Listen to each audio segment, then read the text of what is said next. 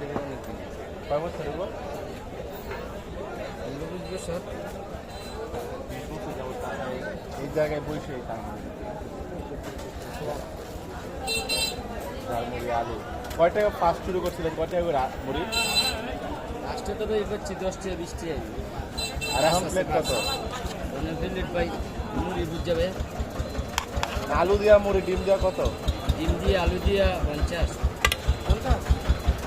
আর এই দিয়া leg piece দিয়া? আর এটা 40 30। লেগ পিসের সাইজ বুঝা?